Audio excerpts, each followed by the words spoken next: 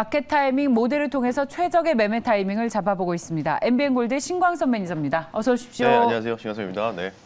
자, 저희가 앞서 말씀드렸던 속보를 다시 한번 전해드리겠습니다. 우리 시각으로 3시였는데 폴란드에 미사일 2발이 떨어져서 2명이 안타깝게도 목숨을 잃었습니다. 이게 러시아가 의도하고 쏜 것인지 아니면 우크라이나 공격을 위해서 쐈던 미사일이 잘못 떨어진 것인지에 대해서는 지금 조사가 필요합니다만 이와 관련해서 나토 북대서양 조약기구에서 30개 회원국이 모여서 긴급 회의를 한다는 소식이 지금 막 전해지고 있습니다.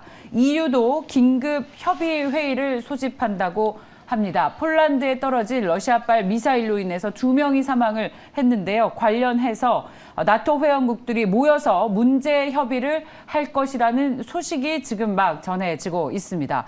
간밤에 미국 시장에서 이와 관련한 유럽의 지정학적 리스크가 다시 한번 불거지는 게 아니냐, 전쟁이 확전되는 게 아니냐라는 우려가 커지면서 변동성이 확대가 됐는데요. 러시아가 우리는 의도한 것이 아니다라고 공식적으로 언급한 이후에 다시 한번 낙폭을 줄여냈습니다. 미국장 끝난 이후에는 미국 선물지수가 오르고 있지만 역시 탄력이 조금 둔화되고 있는 상황이어서요. 관련 소식이 새롭게 나오는 대로 여러분들 계속해서 예의주시할 필요가 있겠습니다. 자, 신광선 매니저와 함께 계속해서 이야기를 나눠보시죠. 관련해서 어제 미국 시장에서는 방산주들이 많이 오르는 이유가 됐어요. 네, 예. 어제 장 마감하기 한 3시간 전에 이 뉴스가 이제 전체적으로 보도가 되면서 그러니까 미국 증시, 특히 나스닥이 3% 넘게 급등 나오다가 한 1.7% 정도를 반납하는 모습을 보였습니다. 일단 전반적으로 제가 뭔가 이제 시장의 하락을 좀 빌미할 수 있는, 제공할 수 있는 원인들이 긴축에 대한 속도 조절보다 뭐 이런 부분보다는 뭔가 정책적인 뭔가 패닉 또는 이 전선 확대에 대해서 조금 일주일 전에 언급해드렸죠.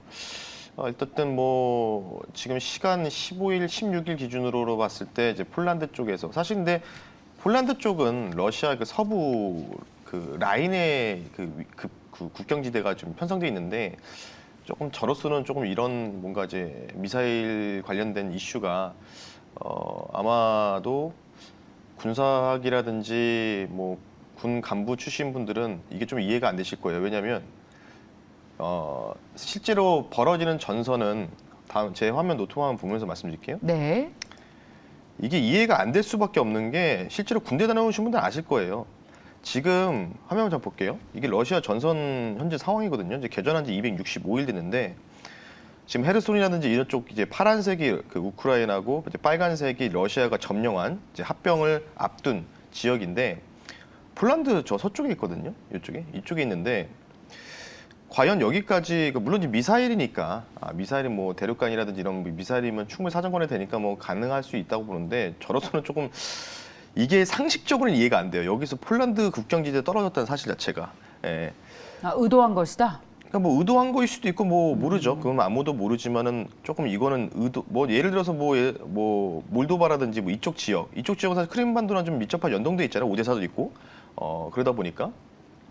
근데 이쪽이면은 뭐 이해하겠어요. 루마니아나 이쪽인데 폴란드는 사실 여기는 사실 아직은 뭔가 네. 극렬한 전투가 벌어지는 지역은 아니기 때문에 네. 사실 좀 이해가 안 되는데 이제 문제는 뭐냐면 조금 주목하는 계기가 제가 이제 공개 방송에서 그냥 슬쩍 언급해드렸던 내용이 뭐냐면 러시아와 우크라이나 전선 확대가 좀 우려스럽다라는 얘기가 계속해서 이게 안 끝나잖아요.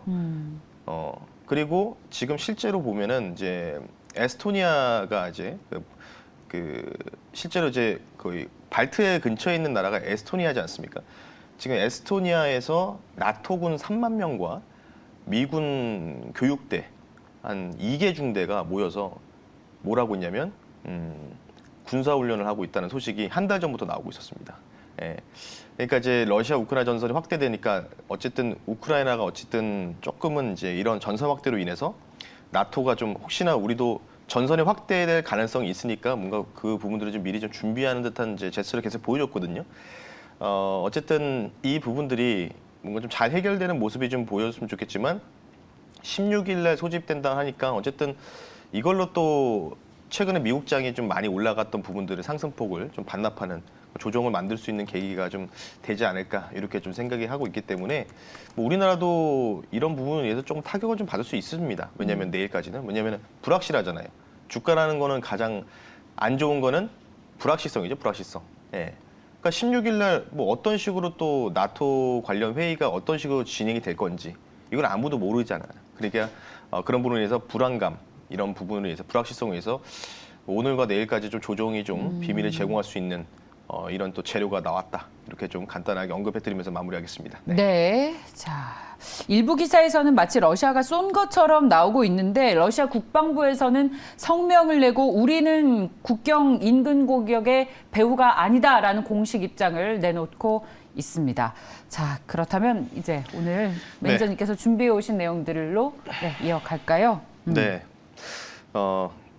별의별 걸 참 다 얘기해야 돼요. 경제 팁인데 진짜 그만큼 시장 자체가 어렵다는 거겠죠. 무슨 뭐 이런 것까지 신경 써야 됩니까 저희가. 근데 이런 것까지 신경 써야 되는 게 참 안타깝게 그지없고요. 화면 보면서 말씀드리겠습니다. 일단은 지금 화면 보면서 말씀드리면 제가 이제 오늘 두 가지를 좀 말씀드릴 텐데 모건 스탠리에서 충격적인 보고서가 어제 나왔습니다. 화면 보시면 선이 좀 잘 안 보이실 텐데 그러니까 지금 이제 S&P 500 기준으로 세 가지 시나리오를 제시했어요. 불 마켓, 베이스 마켓, 베어 마켓. 불 마켓 같은 경우에는 아마 23년도 전망치거든요. 23년도 전망인데 모건 스탠리에서 뭐라고 생각하냐면 S&P 500이 3,500까지 밀리고 나서 그리고 4,200까지 다시 반등이 나오는 게 이제 불 마켓 시나리오고 가운데 보시면은 이제 그 기본 이제 시나리오죠. 기본 시나리오는 실제로 이제 3,300 정도까지 떨어지고 그리고 나서 3,900까지 올라가는 이런 게 기본 케이스. 그리고 마지막은 제일 안 좋은 시나리오가 이제 베어 마켓인데 이 베어 마켓 시나리오는 3,000선까지 떨어지고 그 다음에 반등이 3,500까지 떨어져서 연간 23년도 연간 최고치가 3,500이다. 이런 이제 데이터인데 이제 보시면 지금 주가 위치 대비해서 점선을 이 빨간색으로 그려놨잖아요. 미국장은 통상 빨간색이 하락이고 초록색이 상승이거든요. 빨간색 보시면 4,000선이 고점이라고 모건 스탠리가 얘기를 하고 있습니다. 그러니까 지금 4,000선에서 또 맞고 또 밀리는 형태가 좀 나오고 있잖아요. 그래서 지금 일단 23년도 전망치 보니까 불마켓이라고 해도 상당히 좀 시장을 좀 안 좋게 보고 있다. 그래서 좀 정리를 해드리면 다음과 같죠. 불마켓은 저점 3,500까지 찍고 4,200까지 반등. 23년도입니다. 세 가지 시나리오. 그리고 저점은 기본 케이스는 3,300까지 찍고 3,900. 그리고 가장 안 좋은 시나리오인 이 베어 마켓일 때, 베어 케이스일 때 3,000선까지 급락 나오고 23년도에 반등 나온 3,500까지 반등이 나온다. 굉장히 좀 이제 세 가지 시나리오를 23년도 연간 전망치로 이제 타겟을 정해서 얘기를 했기 때문에 조금 방송에서는 제가 좀 자세하게 이게 이제 불 케이스일 때는 왜 그런지, 베이스 케이스일 때는 왜 그런지, 베어 케이스일 때는 왜 그런지에 대해서 설명이 나와 있는데 그거는 제가 지금 공개 방송을 통해서 한번 자세하게 말씀드릴 테니까 참고하시면 좋을 것 같고 모건 스탠리가 왜 비관적일까에 대해서 내용을 한 가지만 좀 이제 중요 내용들만 전달해 드릴게요. 왜 이렇게 뭐 비관적인가? 떨어진다고 보고 있어요. 연말부터 떨어진다. 산타넬라 안 온다고 생각하는데 왜냐하면 초록색이 주가 흐름이고 노란색으로 되어 있는 게 바로 S&P 500 기준으로 EPS가 상당히 많이 꺾이고 있다. 그러니까 기업들의 주당 순이익이 꺾이고 있다는 거죠. 그러니까 포리캐스트로 이제 제공하는 예측치인데, 그러니까 아직 그 현재 주가 대비해서 EPS 주당 순이익에 대한 이 포리캐스트를 적용했을 때 생각보다 아직 덜 떨어졌다고 얘기를 하고 있는 것 같아요. 그런 부분들로 인해서 이제 결국 실적이 계속해서 악화될 수밖에 없다. 그러다 보니까 어제 아마존의 CEO가 이렇게 얘기했잖아요. 최악이 오고 있고 아직 최악 경험 못했다고 얘기하고 있다 보니까 그런 부분 때문에 이제는 긴축에 대한 영향보다는 기업들 실적이 계속해서 망가지면서 나올 가능성이 있다라고 좀 보시면 좋을 것 같고, 하지만 이제 단기적으로 다만 보면서 말씀드릴게요. 하지만 단기적으로 11월 달은 좋게 보고 있어요. 이제 모건 스탠리 대표적인 이제 전략가 중에서 마이클 위슨이라는 사람이 일단은 한 달 전에 뭐라고 얘기했냐면 S&P 500이 4,000선 근처까지 올 것이다. 근데 4,000선을 일단 찍었잖아요.